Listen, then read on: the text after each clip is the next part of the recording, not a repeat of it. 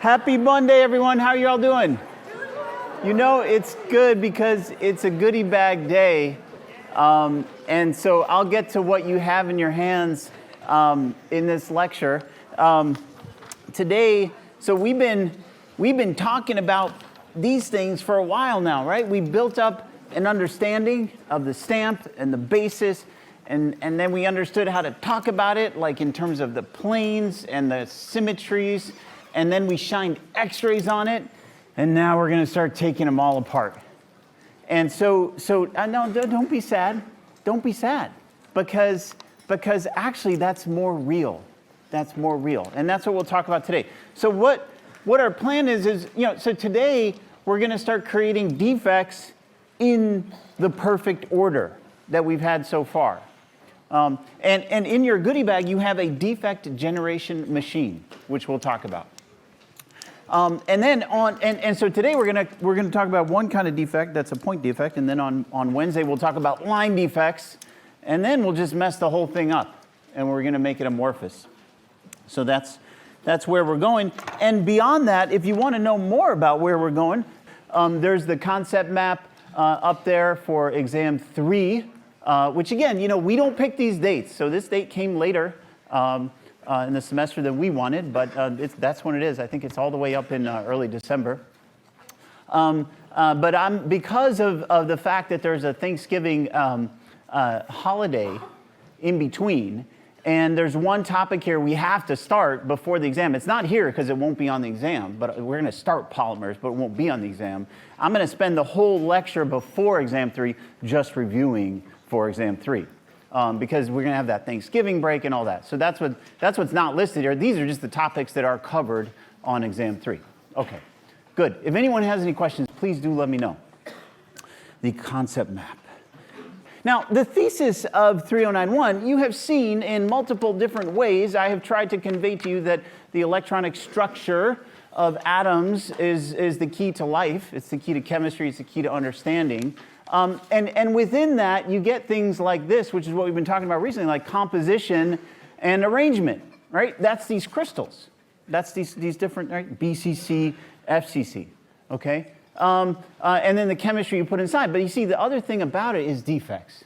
Because the thing is that defects, which is the topic of today and Wednesday, they are absolutely crucial for understanding the properties. If they're there, and I just told you, they're always there. The question is, how much are they there, right?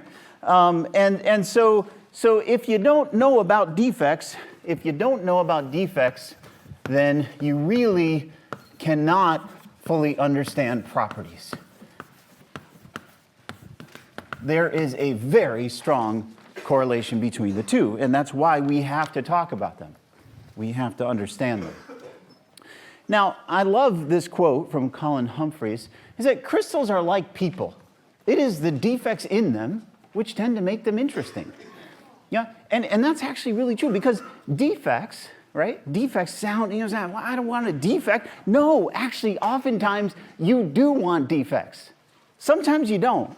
Yeah? So there's some kinds that are kind of like maybe not things you want in your crystal, and then there are other kinds that actually you are engineering purposefully to be there. Either way, you got to understand them, right? And that's what we're doing today. Gesundheit. So, if you take this 3-layer, we talk about graphene, it's a 1 atom thick material, pretty cool, every atom's on the surface, all right? Here's another example of what's called a 2D material. Why? It's not 2D, but it's called a 2D material because it gets you more publicity on your work. This is molybdenum, but this is molybdenum disulfide. It's a really cool material. It's 3 atoms thick. So it's kind of like 2D-ish, right? Yeah, but see, that's the model. That's the model. This is reality. This is reality. How do we see atoms like this? That's a real picture. Do we use X-rays? No. What do we use to see atoms that well? Electrons. Electrons are our light, right? That's what we're using. This is an electron picture, electron. And if you do that, you can see individual atoms, and look at that. There's places where atoms are missing all over the place. That's reality. That's reality. And those where you have one atom missing, or where you have one thing that is localized and disruptive to the regularity of the lattice, that's called a point defect. So let's write that down. That's the one that we're talking about today. So the point defect is where you have a localized disruption. In the regularity, the periodicity, the repeating of the lattice. And it could be on or between. We'll see this. On or between sites, right? It could be a defect that is like you see here. There's an actual atom missing. Well, it could be something that maybe got in there in between sites. But either way, it's a disruption that's localized to a point, or almost a point. And so it is, Gesundheit, that you can see that if we just make these disruptions in something, alumina, we talked about alumina, all right? Remember, alumina has really strong lattice energies. So it's like sandpaper. Oh, it's also toothpaste. It's in a lot of stuff. Alumina is a great, but look at this. That's alumina with almost no defects. It's still got some. You can never get rid of them all. But here it is when I purposely engineer the defects in alumina and I put a little titanium or iron.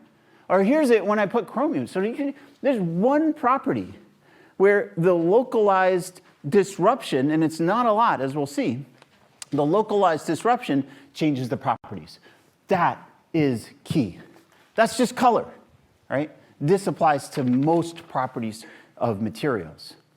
And so, so this first one, the point defects that we're talking about today, you can kind of think of those as zero-dimensional.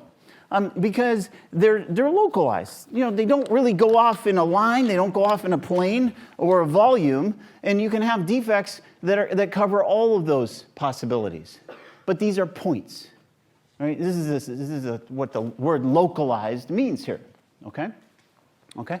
Now, in this class, we're not going to cover all of them, but we will cover these two. Today, this one, on Wednesday, that one.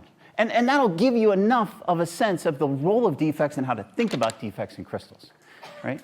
So this is how we think and classify defects. Okay, now so now we're going to point defects. Now there are different types of point defects that can happen. The one that you saw here is a certain one, that's called a vacancy. It's because there's an atom that's vacant. So you literally just lost an atom somewhere in there. Okay, now that's a vacancy, and that always exists. But you could also have taken something like one of the atoms that's already in there, maybe an aluminum or an oxygen that's in the lattice, and you could substitute something in place of that. That's another. Why is that a point defect? Because I didn't tear something out. No, but you changed the regularity, localized disruption and regularity. So if I put something else in for aluminum, that's a point defect. Right? And again, now go back to here, you can see it here. So we can classify these, right? There's a vacancy, which is an atom missing. There's what's called an interstitial, which is an atom that goes in between the other atoms. Here it's a self-interstitial, so it's the same type of atom. And this is where you have a different type of atom in between, and this is where you have a different type of atom as well. Those are both called impurities, and I will talk about those all today.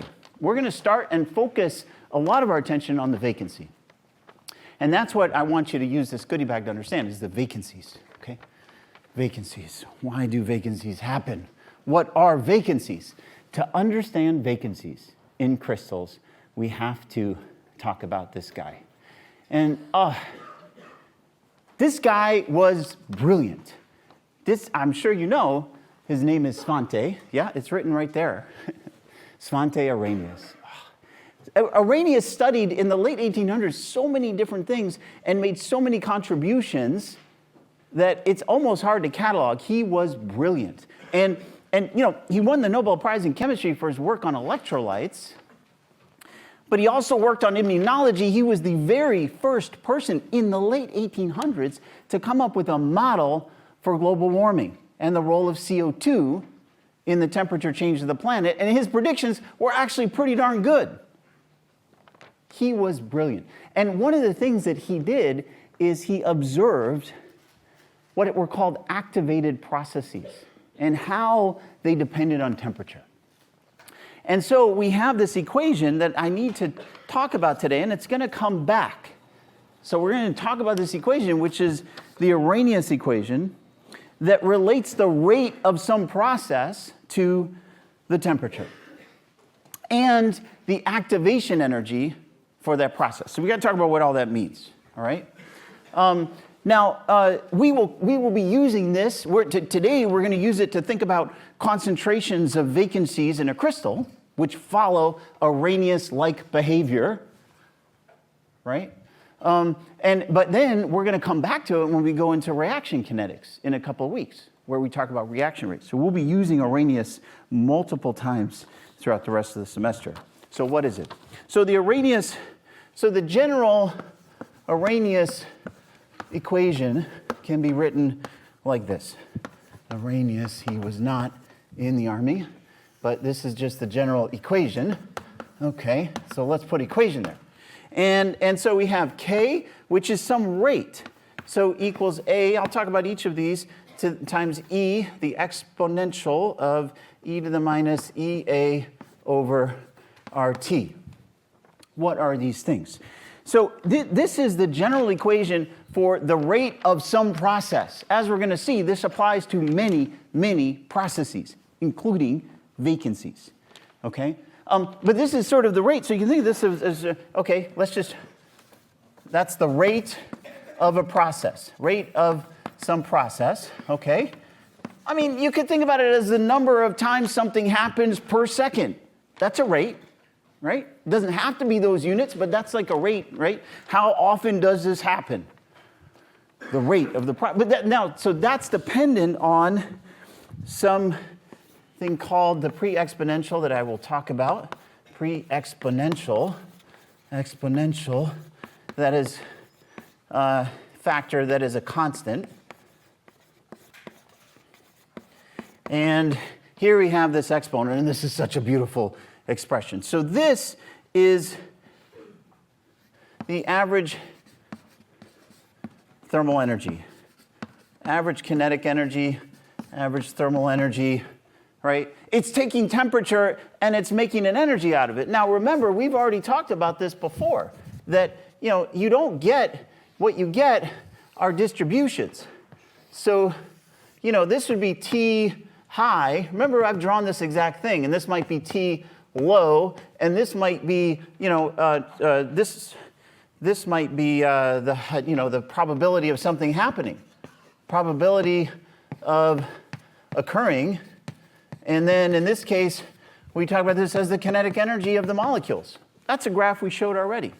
But this RT is an average. So I just want to make sure you don't forget, this is a number. This is a number. You've got at 300 degrees, at 1,000 degrees, you calculate a number here. But whenever you're talking about temperature, you're talking about distributions. There's some average of the distribution, but you're always talking about distributions.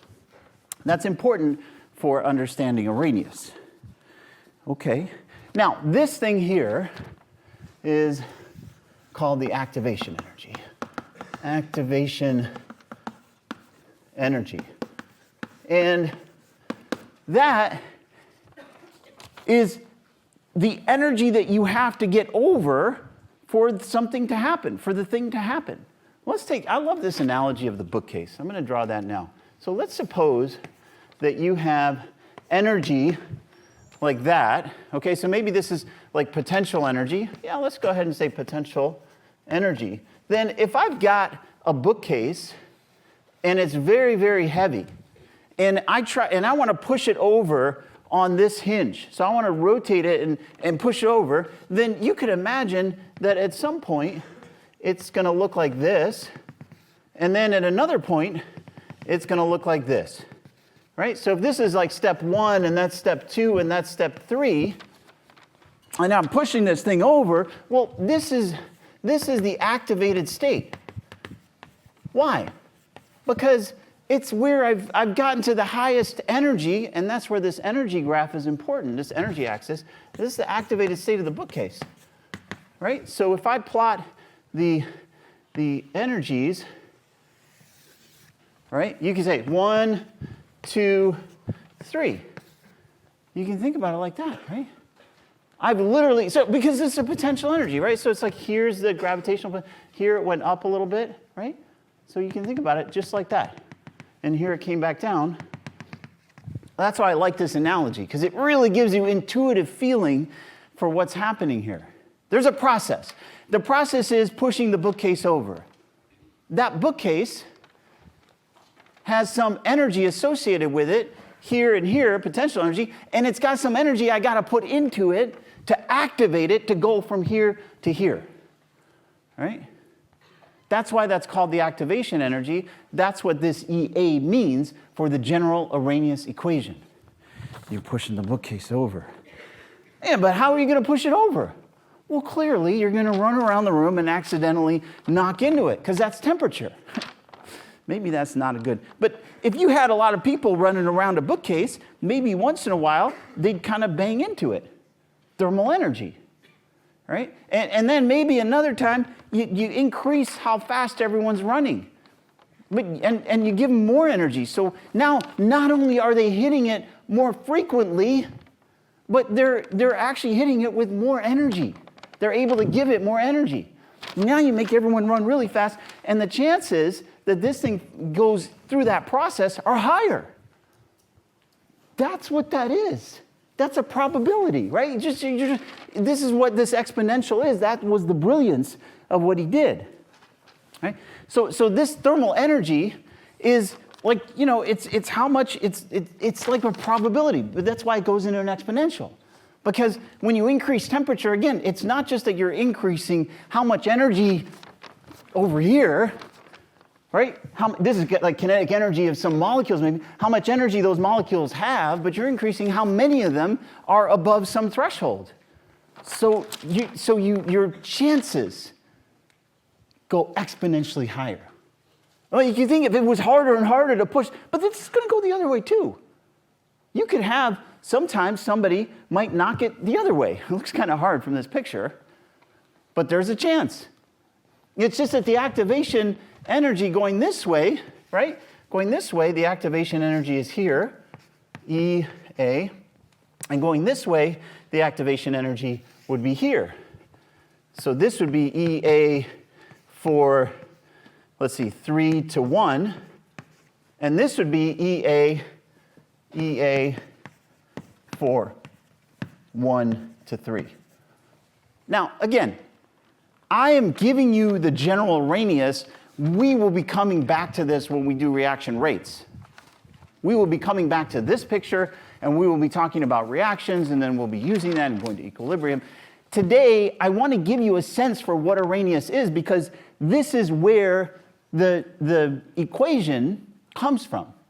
And because if you think about now defect formation is it's a thermally activated process.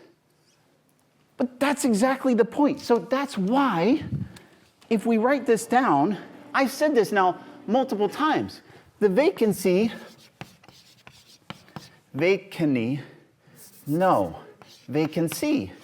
is always present. Always present. Why? Because it's thermally activated. So unless I can get to T equals 0, thermally activated, there's always a chance that I push a vacancy into the material. There's also always a chance that the vacancy gets pushed out. So those are happening because of temperature. You can think about that. It kind of makes sense, right? Atoms are moving. Those are the people, right? There's the people in the room. And now, all of a sudden, something happens somewhere that allows an atom to come out. We'll talk about that in a second. And create a vacancy. Now, there's a chance that it can go back, too, right? And so at some point, there's an equilibrium concentration. Both of those are thermally activated processes that have an Arrhenius-like behavior, and so you get to the very nice expression for concentration. So you can get, yeah, why not? Get concentration. So the concentration at equilibrium, since vacancy formation is thermally activated and it's thermally deactivated, there's some, you can say, well, when it's activated and deactivated in the same rates, you're in equilibrium. That's how you get a concentration.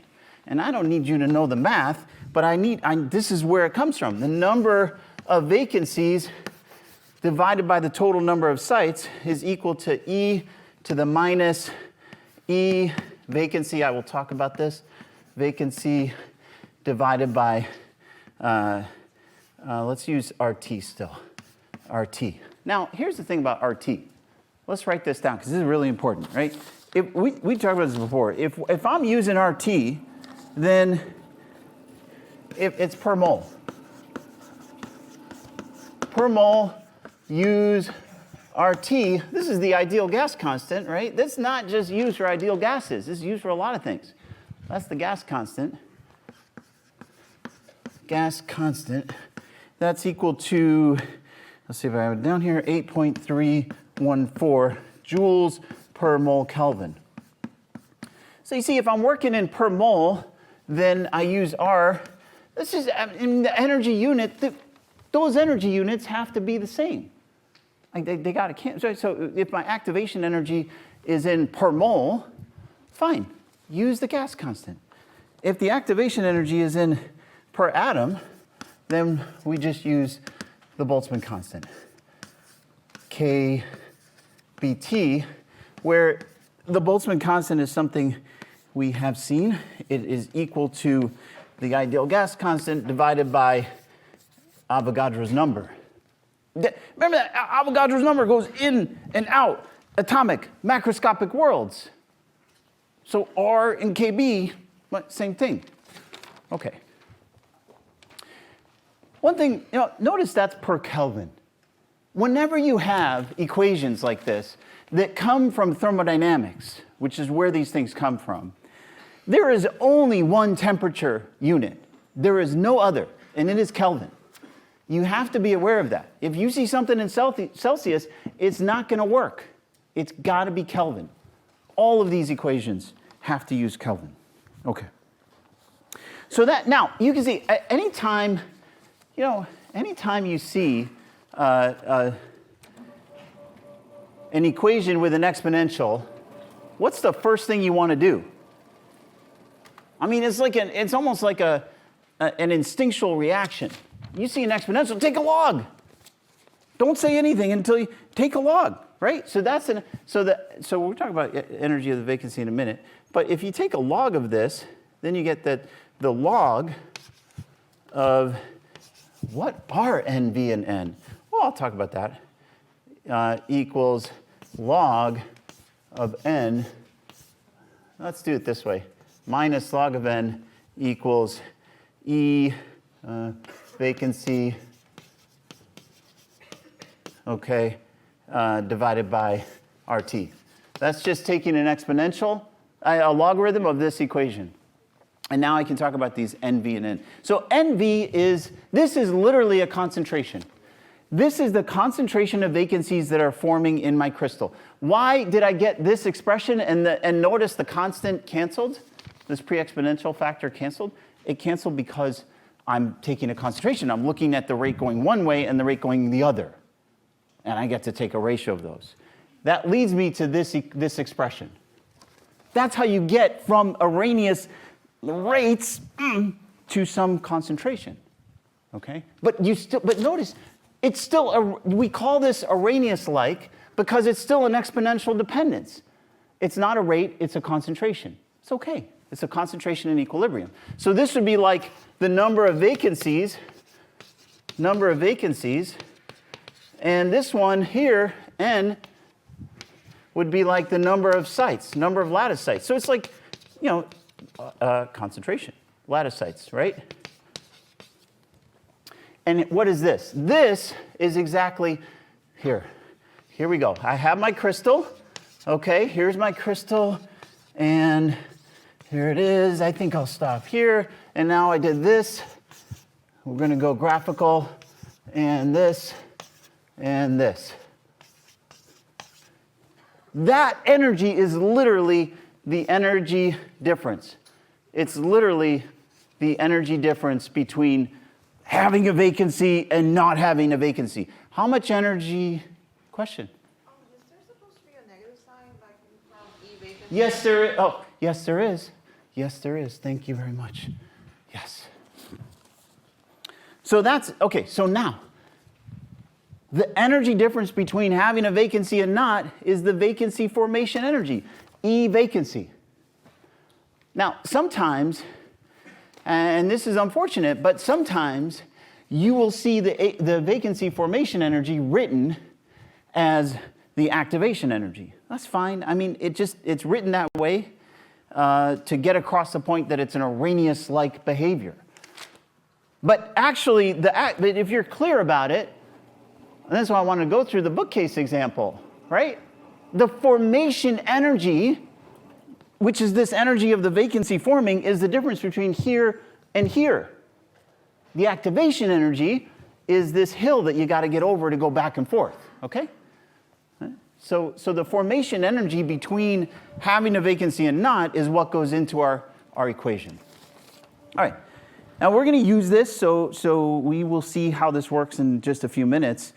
But again, there are so many processes that are thermally activated.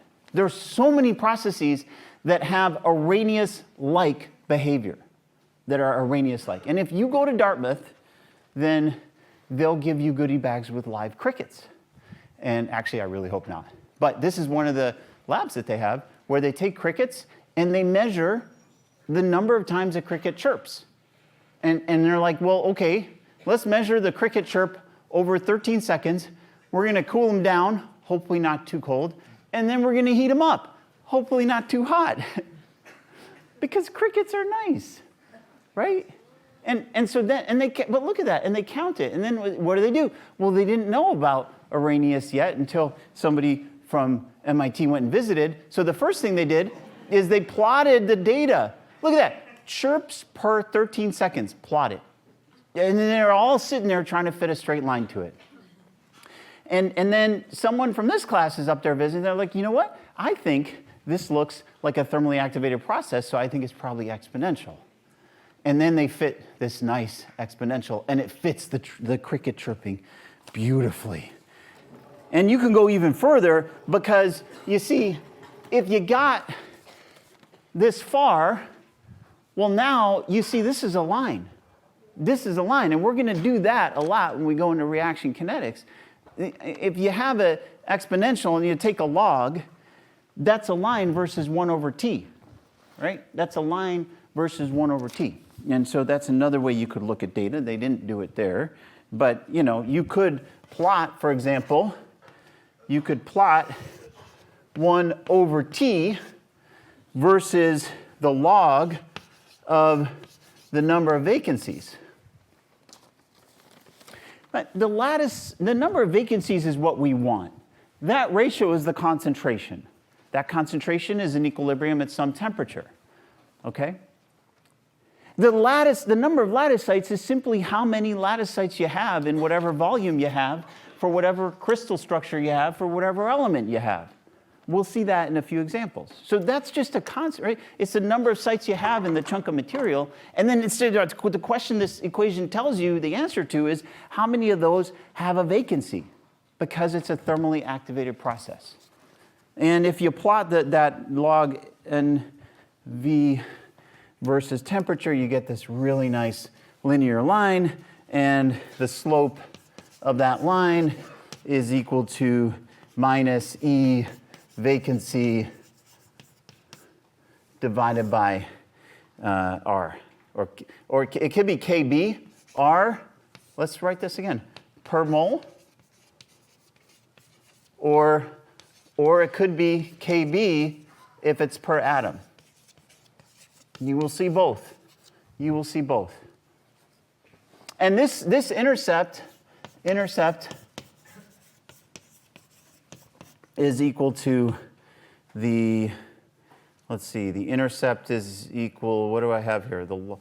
the log of n. Did I write it right? Log of n. Okay. All right.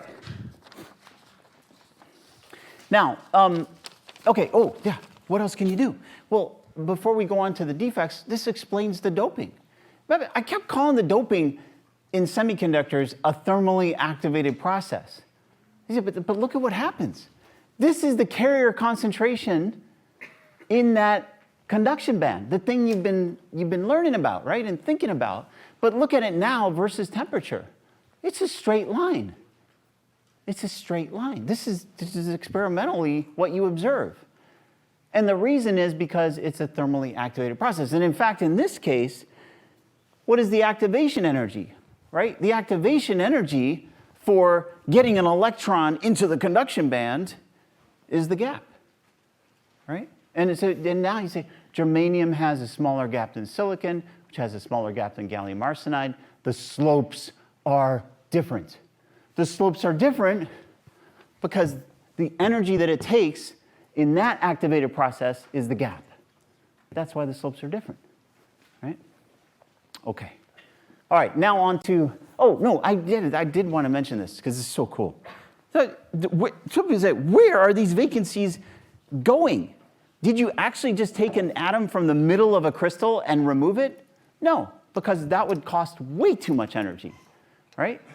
And so instead, you call out to the surface. It's a call out to the surface. Or, maybe the surface calls in. It all has to happen on the surface. So what ends up happening is a surface atom may go away, and then another one may take its place, right? And then the next one, and then the next one, and that's literally how you can rip an atom out from somewhere inside. By the same, that's literally pushing the bookcase over, right? And now you can push it the other way, and a surface atom could go into the crystal so that some atom inside is able to fill a vacancy. It all comes from the surface. This is a beautiful paper where they're showing how you get these rings. This was published almost 20 years ago now, but how, they're studying how do vacancies actually pull atoms from the surface specifically. And what they did is they changed the temperature and they see islands growing and shrinking. Where are those islands going and where are they coming from? Vacancies. It's all about the vacancies, right? And one of the things I loved about this is the abstract of this paper. Look at this. Here we show the vacancy generation and annihilation, right, both ways, on the 110 surface of an ordered nickel aluminum intermetallic alloy. Oh, I love reading that because you guys all are experts in this now. You know what that means. You know what that means. Where do vacancies come from? Okay, and now we got to make vacancies. Right? And so this is the kind of problem you might get. How many vacancies are in a centimeter cubed of copper? How many vacancies are in a centimeter cubed of copper?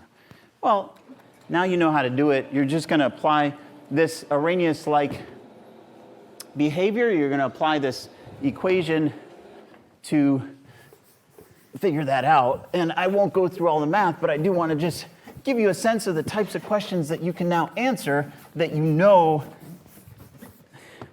how to think about vacancy formation. So for example, in this one, you've got step one. Step one, you would find n. Step one, you'd find n. How many sites do I have? Because remember, this equation is about a concentration between the number of vacancies and the number of available sites for vacancies. And so step one, you'd say n equals Avogadro's number times 8.4 grams per mole, right? Divided by, this is such old school stuff right now, right? Grams per mole, then you look that up in the periodic table, and it's 8 times 10 to the 22nd sites per centimeter cubed. Why am I using centimeter cubed? Well, because that's what I was given the density in. So I'm just leaving it in those units for now, right? And then step two, you can find NV. So now we can apply our equation. NV equals N, I won't repeat it, times E. Now I've got my KB instead of R, so it's 0.9 electron volts divided by, and then this is KBT. Now, so I'm given that it's 1,000, wait a second, what's the temperature? Oh, 1,000 degrees. So do I put T equals 1,000? No! No, you never use, you only use Kelvin, 1273, right? T is always in Kelvin for any of these thermodynamic equations. And I won't go through the math, but it goes something like 2.2 times 10 to the 19th. Vacancies, I'll write the units here just for completeness. Vacancies per centimeter cubed. Now, that seems like a lot, but it's actually, now you say it's like 1 in 1,000 or 1 in 10,000 atoms are missing, and I'm at a really high temperature. If I were at, then this is the power of what Arrhenius gave us. Because it's exponential. It's all about probabilities and sampling and how many times did I bump into that bookcase. If I'm down at room temperature, I've got so much less energy and so many more chances, so many fewer chances to deliver that energy, right, where the surface is taking atoms in and out to create vacancies, that at room temperature, the number of vacancies is 10 to the 7th instead of 10 to the 19th, right? So that's the power of that exponential. That's the power of that exponential. You might also be asked questions like this one, right? So, oh, no, like, let me do this one, then I'll go talk about your goodie bag. Where instead of now, okay, example 2, what is the vacancy formation energy in aluminum? And now notice, instead of giving you the vacancy formation energy per atom, I'm giving you other stuff. I'm actually giving you how many vacancies you got at some temperature. Well, this just is going in a different direction, but it's using the same math. So you can go in different ways, arrive at the same kinds of equations and get all of these things, and I won't go through the details, but in this case, you get that EA equals minus KBT. I'm using KB because, look at that.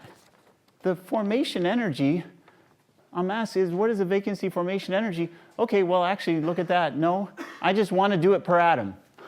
It didn't say per atom. But if I wanted to do it per atom, I'd use KBT times log NV over N.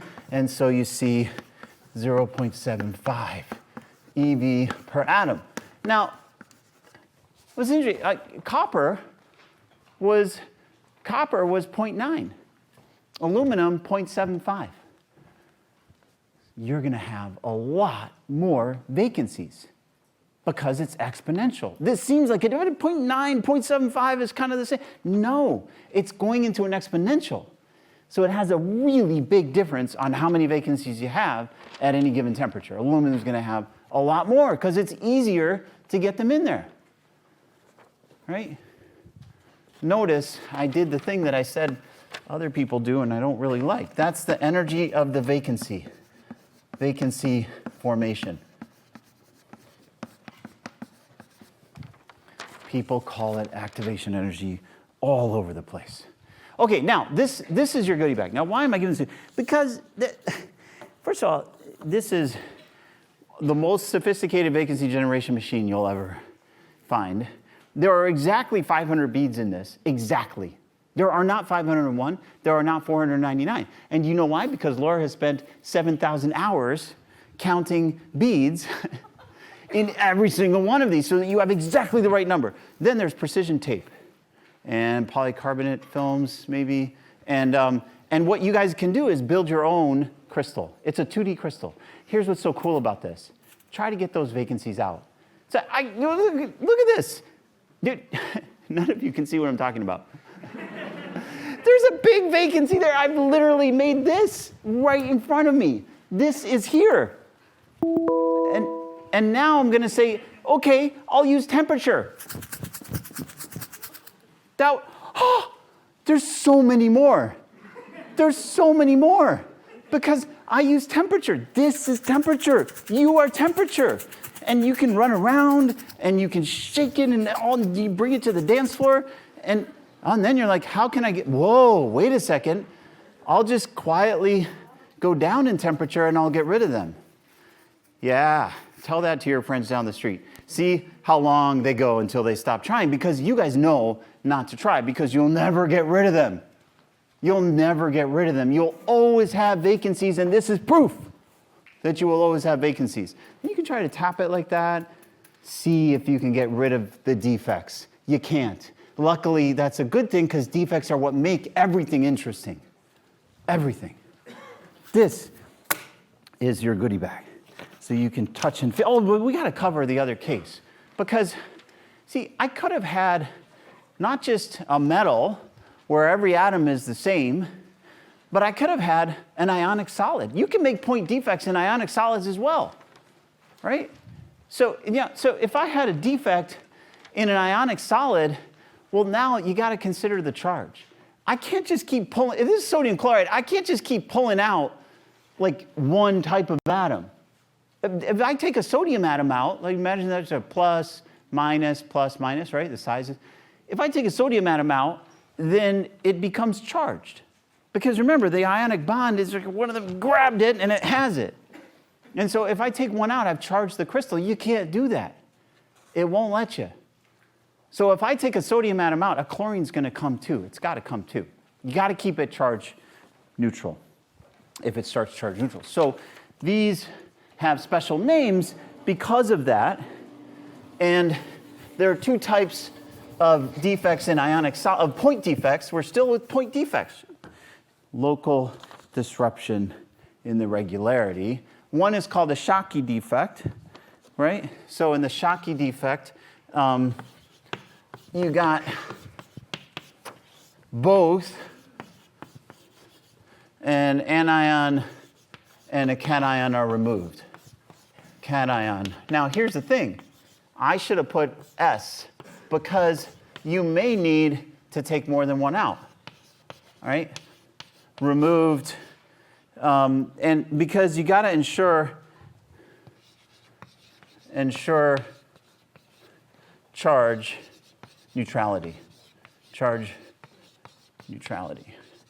So, like, you know, if I had sodium chloride, that's fine. But what if I had, you know, something else? What if I had, instead of sodium chloride, what if I had, like, calcium chloride?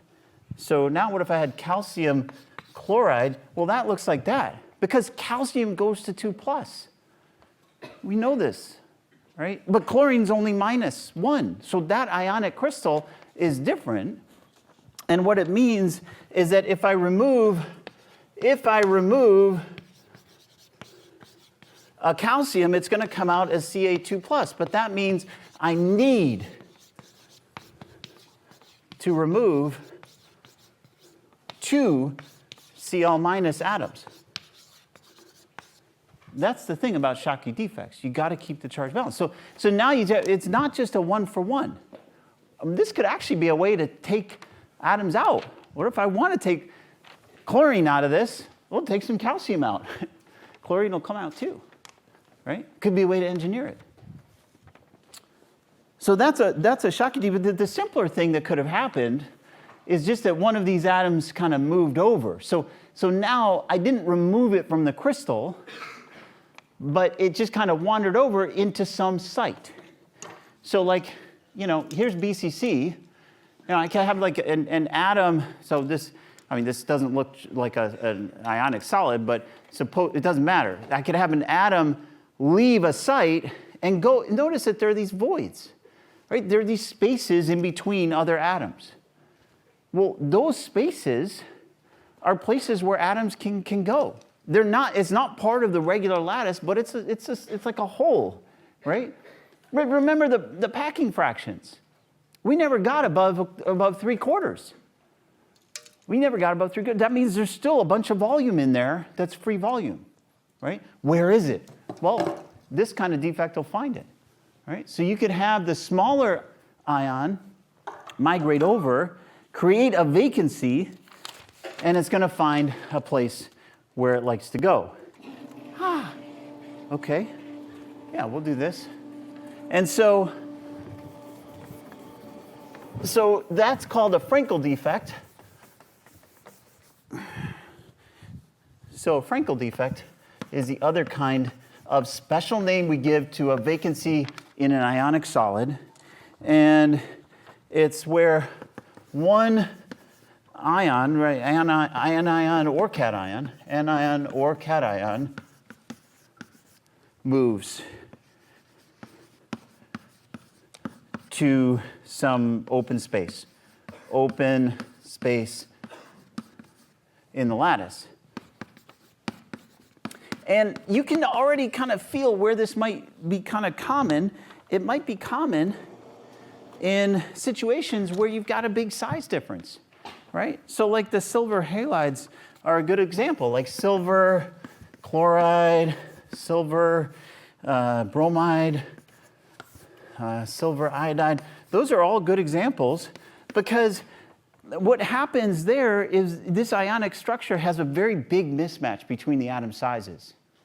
And so you can see, let's blow up a picture of, this is silver iodide, a cartoon. Look at that. So there's the silver atoms. And what you see is because there's such a big difference in size, you're going to have these pretty big voids. And one of the atoms is small enough that it actually doesn't mind. It's actually pretty easy to move it. Now, if you think about it, well, if you have enough vacancies in there, then maybe those ions can actually move really freely because they're so small and the voids are all kind of nearby, and you actually can get a conductor, a good conductor this way. You're creating vacancies on purpose so that one of the ions can move around, the smaller one, right? That's what we do. We make these solid state ionic conductors. You need the vacancies. You need the vacancies. Okay, now, I told you that we got this map here. We've talked about literally just one. Luckily, I don't have nearly the same amount of material to talk about these others. The vacancy is clearly the one that I'm very interested in. The self-interstitial is actually pretty easy to understand. The self-interstitial is actually pretty easy to understand because it simply doesn't really happen much. And the reason is, if you look at this, here's a picture of, it's basically what I drew on the board, right? But now I've put, so this is not a vacancy, right? This is a kind of point defect, but it's not a vacancy. I've actually added an atom into the lattice. And I've squeezed it in between all the others. And you can just feel how much energy, how much strain those other atoms are going to have to make, and how much energy that's going to cost. Those are high energy defects. So a self-interstitial, self just means it's the same atom as the rest of them, is very infrequent. The self-interstitial, let's see, I'll just use this one again. The self-interstitial has an energy of formation of something like, 5 electron volts. And you think, but, 5 electron volts, self-interstitial,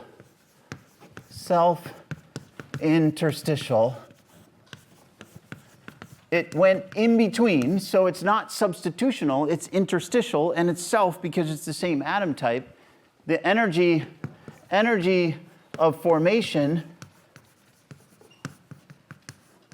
is 5 eV. I think 5 eV doesn't even sound that much higher than like the 1 eV you had for copper, right, 0.9 eV, but it goes into the exponential, right?